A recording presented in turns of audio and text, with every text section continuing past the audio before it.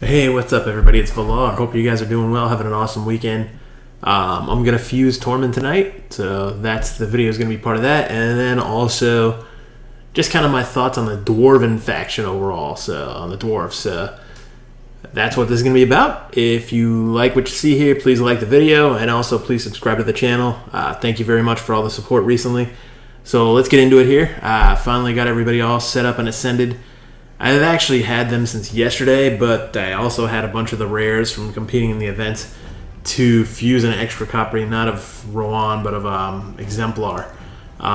So pretty neat. Exemplar doesn't seem that great, but I did want to use her kind of in Fire Knight. So that's kind of the reason I actually kept a copy of her. And this ability is pretty cool. You can book it to a 2-turn cooldown. It's a 3-hitter, and then it basically keeps a weaken up permanently. So that's pretty nice because it's a 2-turn cooldown. You're gonna have the 2-turn weaken. It places the bigger version of weaken for 2 turns. So that seems like a pretty decent ability. And this is, I mean, she's okay, nothing spectacular, but I figured, what the hell? It was pretty easy to get an extra copy of her. Let's see where we're at in the tournament here. In a couple of these tournaments, actually in the Champion Chase tournament. My bracket's actually not really that ultra competitive. I mean, I'm in 7th, and all I've really done is pull mystery shards, and I did fuse Rowan. Yeah, I fused Rowan, and then built her up and everything too. So, I mean, not too bad. So today I'm gonna fuse an extra copy of Exemplar to get some points for this. That was another reason I did this, and then also fuse Tormin. So anyway, here we go. Let's fuse Tormin up. Let's actually do the fusion for this first, so we get some extra points. Because you do get, I believe, it's 350 points for fusing the Void Epics. So fuse an extra copy of her. I wish I could fuse an extra copy of Rowan. I'm not going to get her either, because I got to give her up. But okay, so we got an extra copy of Rowan. We get 350 points. Let me see the Exemplar. We get 350 points. And like I said, I think Fire Knight's actually where I might test her out a little bit. She doesn't seem terrible. Not overly wonderful, but kind of nice to have type thing. All right, let's go ahead and fuse up the big dude now, or the little dude. Tormin, the guy who's causing all the drama in the game. Anyway, so we'll fuse him up right here. Let's get him fused. And we should get a bunch of points for that. Get the whole lightning bolt. Boom, here we go. Alright, 650 points, so that's pretty cool, right? We got 1,000 points for that. And everybody knows what Tormund does by now. This is the ability that's going to get nerfed, because it right now has a 15% chance of placing freeze on the enemy if they receive a buff, get healed, or have their turn meter filled, and it applies for each effect individually in cases where an enemy receives multiple of these effects at the same time. I think it's probably what they would take out. That seems like, first of all, I didn't want him to get nerfed. I still don't want him to get nerfed because of the hype that's been behind him. People spend money to get this guy. Luckily, I had all the rares and I had 3 of the 4 epics sitting in the vault. The only one I didn't have was Rowan, so I didn't spend anything to get him. So that part's good. And I did wait to get some of this tournament stuff or whatever was going on to actually get Rowan. But anyway, he seems like he'll be pretty cool when I put him on my arena team. I've got Molly Tankard, I've got Trunda, so building more of a Dwarven team there. And with that being said, I kind of wanted to make this video a little bit about just looking at the Dwarven faction overall. Because actually, in a way, now that I look at the Dwarven faction, I personally think they could be just a little bit underrated in a way. So Trunda's pretty cool. The problem about Trunda, though, is that her main ability that does all the stuns and everything, it's got a 5-turn cooldown on it. This would be over the top good if they actually. I feel like she should get a buff, and they should make this a 3-turn cooldown. That would be amazing if they did that. Actually, she'd be great if they do that because it does the deep HP burn debuff for 2 turns. She's good in Spider. She's good in many areas of the game, but the 5 turns is a pretty long cooldown. The arena is her best spot to use her, and I love her actually. I really do like Trunda. She's a fun character. But I think she needs a slight buff on this ability to lower the cooldown. I mean, a 4-turn cooldown would be better, obviously, but the best case scenario would be a 3-turn cooldown on this. So she does hit pretty hard. I haven't booked her at all, and she hits pretty hard, so I still have fun with her. So Trunda, actually, if you pull her, personally, my opinion is great, right? She's good.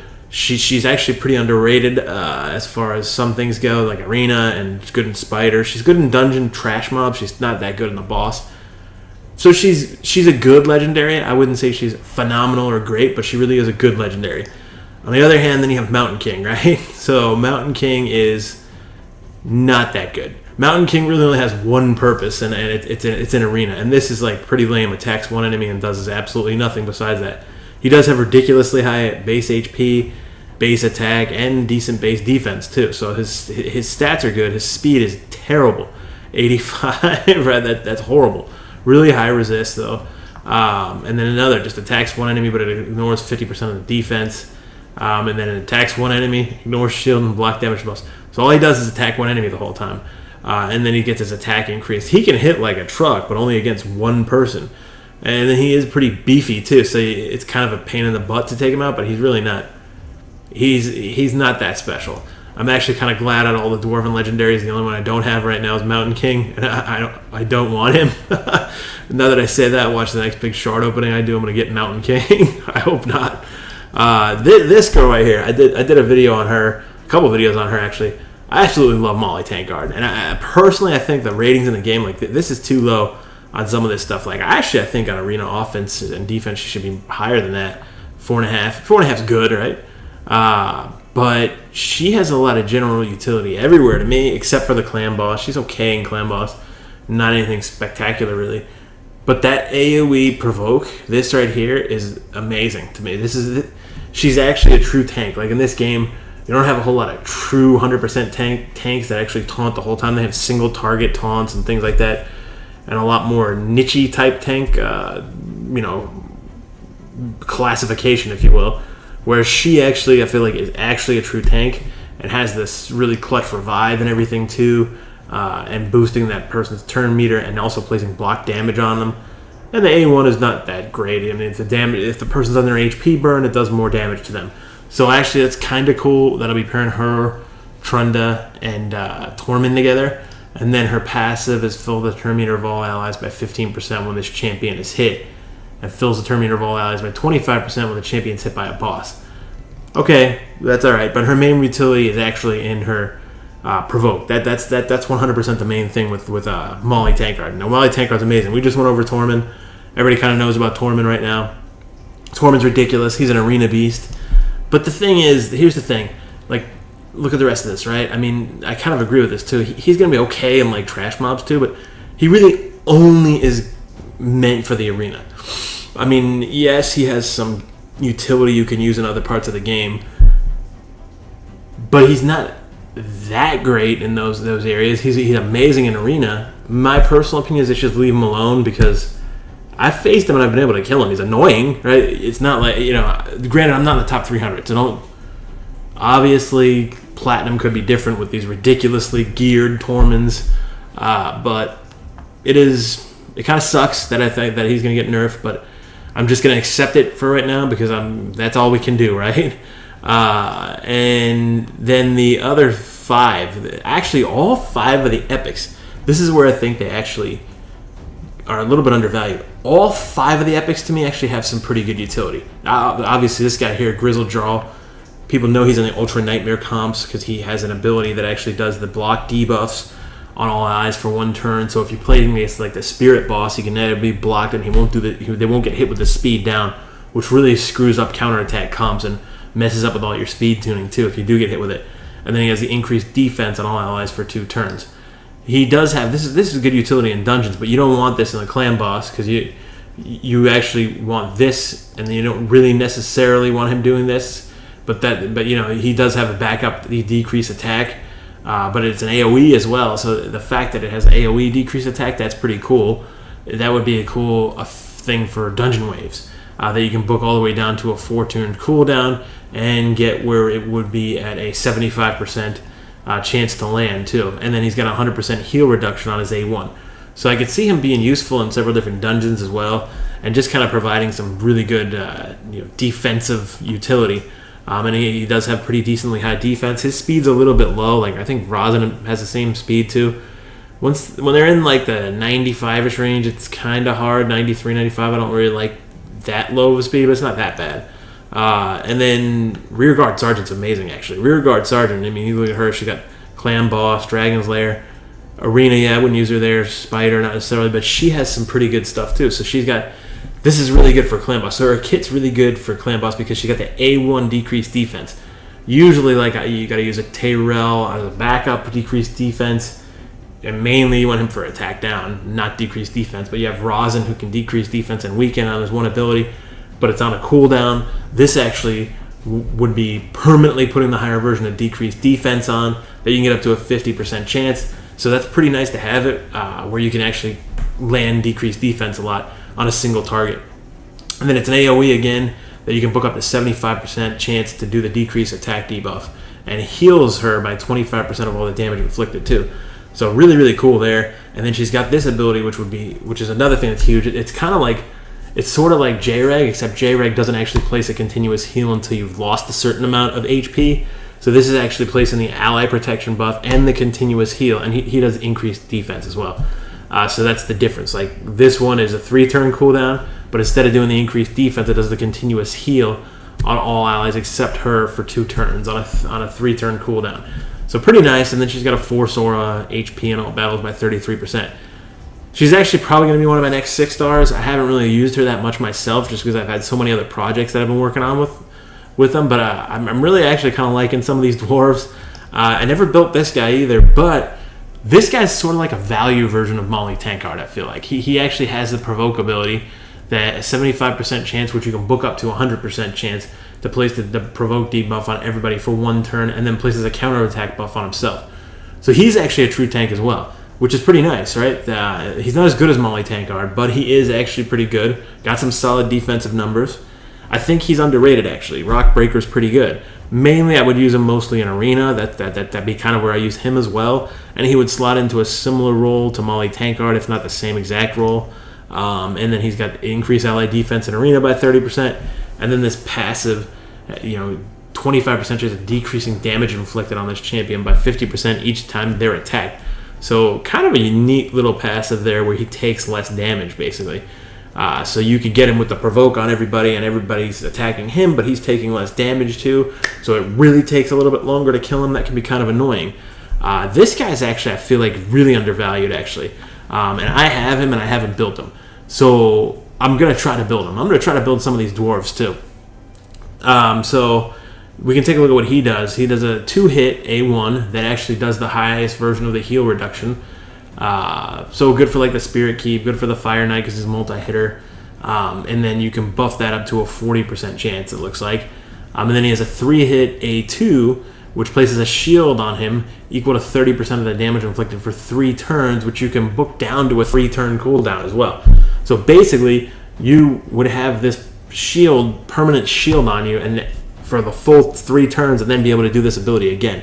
So 100% uptime on the shield, which is really nice. And then the other really cool thing is not only 100% uptime on the shield, he's got 100% uptime because it's a passive ability that he places counterattack on himself for 1 turn at the start of each round. And then he places counterattack buff on himself for 1 turn at the end of his turn. So at the start of a round, he's got counterattack up, and then when he goes, if counterattack falls off, he puts it back on. So basically counterattack's on the entire time.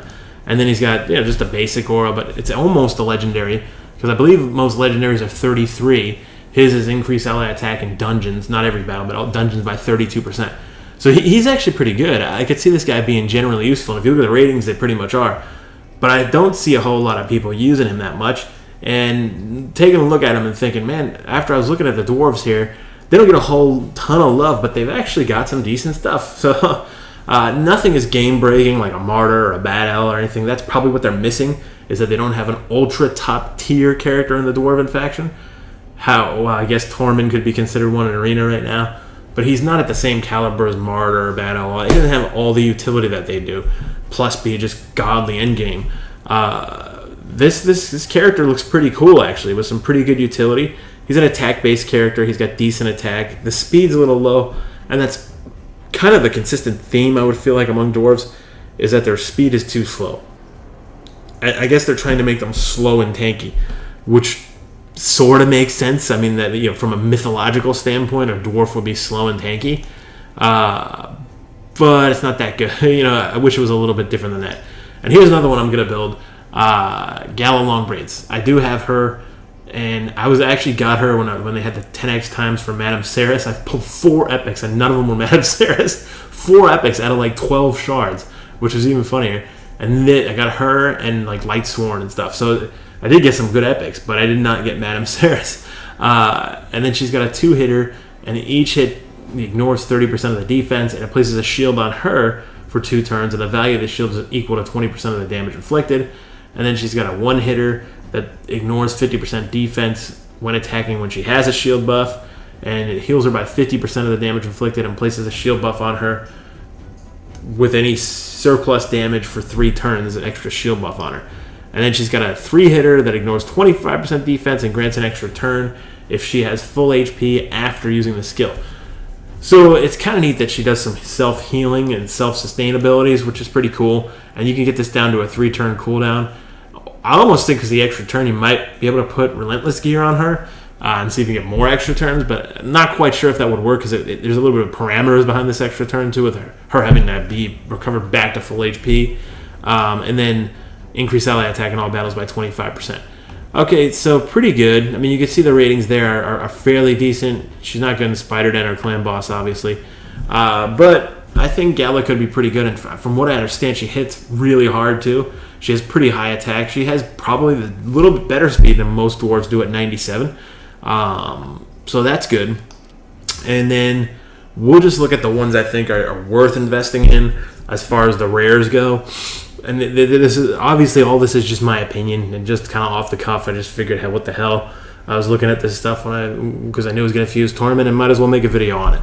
And then the first one's Runic Warder. Runic Warder is going to be actually pretty good in the Fire Knight because he's got this ability here that does the 15% reflect damage and a 7.5% continuous heal on all allies for 2 turns, which you can book to a 3-turn cooldown. So pretty cool there. Because it'll reflect back anything. It's sort of like a mini counterattack almost. And then he's got a 2-hitter there, and then he has a decreased attack, which you can get up to, it looks like a 50% chance for 2 turns on a 3-turn cooldown. So, and he's based off of HP, and he's at decently high HP. And the other nice thing about him is he may have the highest speed in the Dwarves, 103 actually. So he's pretty nice speed.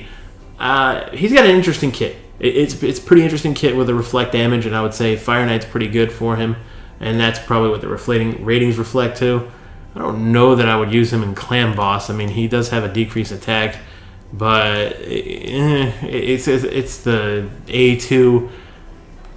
I could see it being used, but you would not definitely want to use him really at all, in my opinion. Okay, so then the next one. Some of these other guys actually have, like, Beast Wrestler. He sucks. I mean, actually, a lot of these guys suck. So a lot of the rares suck. But he does have a 1-hitter that enemies killed by the skill cannot be revived. So that's kind of nice in the Golem. So, but the other thing, too, is I wouldn't rely on those abilities because they're only 1-hitters. And the other thing, too, is the AI is so stupid. Like, I don't even know if the AI is actually going to use that. They may, because it's only a 1-hitter, because it avoids doing that stuff if it's an AoE ability, because it doesn't want to hit the boss to trigger like his big hammer on you. But I don't know. Those aren't the ones I'd invest in. But okay, let's get to the ones that I would. So I would say Runic Warder, and actually food, or fusion fodder for all those.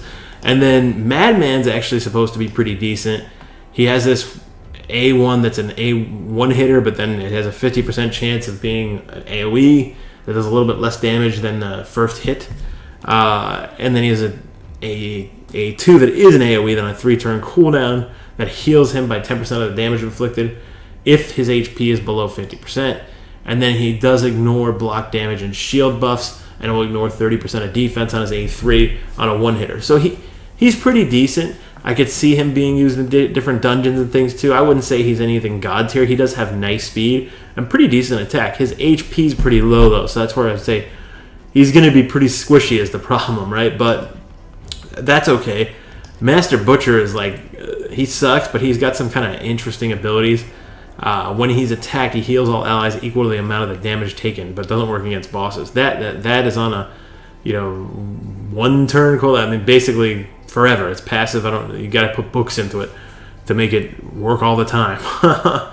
But anyway, and the other two are going to be Bulwark, and Bulwark is a clan boss specialist. He's terrible everywhere else, right? But it's this big thing where when he gets attacked, he has a 30% chance of extending the duration of all debuffs on the attacker for 1 turn. Pretty nice. And he can put the lower version of Weaken, on his A1. So the lower version kind of stinks, but I could see some comps where you would use him and maybe Rearguard Sergeant together too, because Rearguard could place the decreased defense and the Weaken. So if you could have these Weaken and decreased defense on there pretty much permanently, you could do more damage against the boss.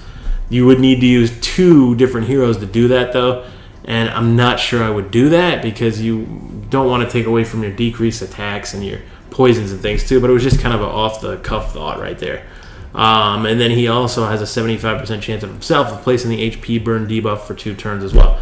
So he does the debuff extension plus HP burn, which is nice, and he's got a simple aura of ally defense in all battles by 17%. I actually am going to invest in him and even try him out in Ultra Nightmare Clan Boss. I just threw a bunch of rare skill books at him because I think I had like 65 rare skill books because I haven't been focusing on rares at all, and they still refuse to not put them as, transcendent chest loot. You get rare skill books left and right. So I figured, what the heck, I'll invest in a few rares just for the hell of it. And then the last one here, Painsmith. Painsmith's going to have a similar utility to one of these other ones. I think it was I forgot, Master Butcher or Beast Wrestler. That's it, Beast Wrestler, because he's got his one hitter that enemies killed by this skill cannot be revived, and place a block debuff buff on this champion for 2 turns if it kills an enemy on a 3-turn cooldown. That's cool. The rest of his stuff doesn't really do that much. He's only got a silly attacks 1 enemy, great, right there with most commons. Attacks 1 enemy and enemies killed by this skill can't be revived. We just did that. And then other attacks 1 enemy and damage increases by 15% if the target has no buffs. And then an aura that's increased ally attack in dungeons by 21%. He's got a decent base speed too. That's the other thing though that I don't really like about a lot of these dwarves are just one hitters. So that's kind of meh. But I just wanted to go over this and show that I really do believe that all 5 of the epics are actually pretty good and worth investing in to some degree. Maybe Rockbreaker would be the one that's the least worth investing in my opinion, but he's still actually pretty good. And all of the legendaries except for Mountain King are good. And then if you have the rares, Runic Warder, Madman, Bulwark, and Painsmith would be worth investing in. Anyway, that's going to do it for the video. I just wanted to actually kind of show this, give my opinions. Thank you very much for checking it out. Again, please like and subscribe.